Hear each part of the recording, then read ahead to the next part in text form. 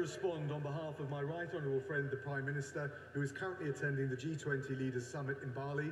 And I also say, Mr. Speaker, after the missile strike in Poland yesterday, that we reaffirm our solidarity with Poland, we express our condolences with the victims, and we're working with our allies to determine precisely what happened, and the Foreign Secretary will be making a statement shortly.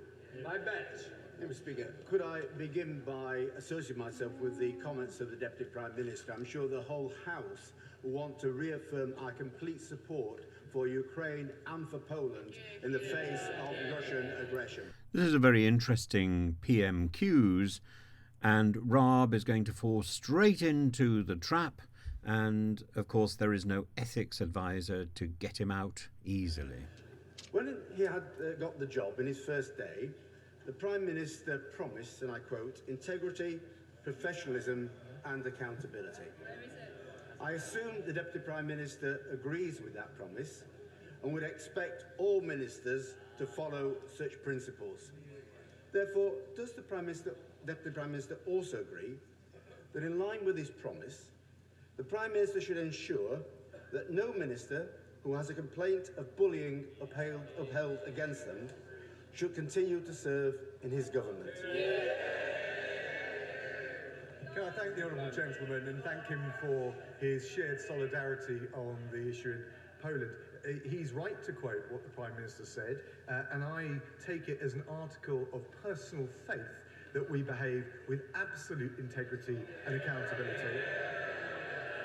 I am confident that I have behaved professionally throughout, but immediately I heard that 2 complaints had been made. I believe they were made yesterday. I was notified this morning. I immediately asked the Prime Minister to set up an independent investigation, and of course I will comply with it fully.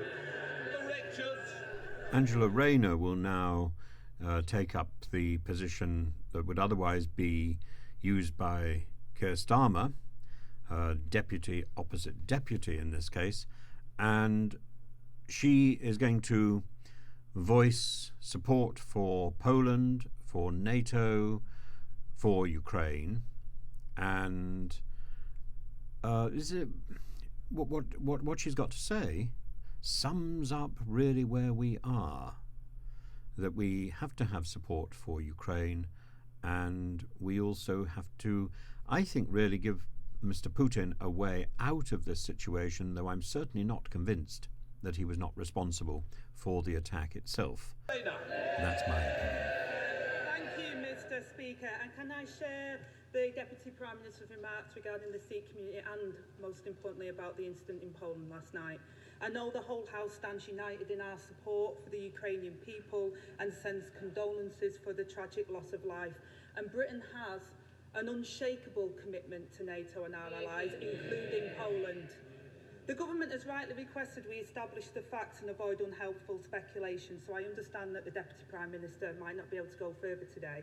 But does he agree that last night's events aside, the fact that Russia is launching missile attacks on Ukrainian civilian infrastructure whilst world leaders meet shows the utter contempt that Putin has for international order?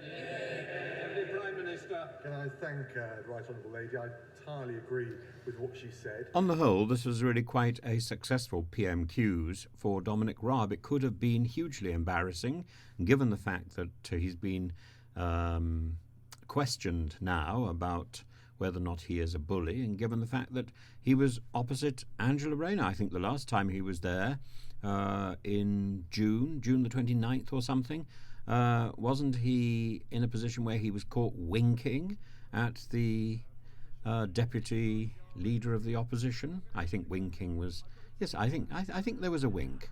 I think Dominic Raab was winking. But not today. No winking in sight. Winking restrained. Well done.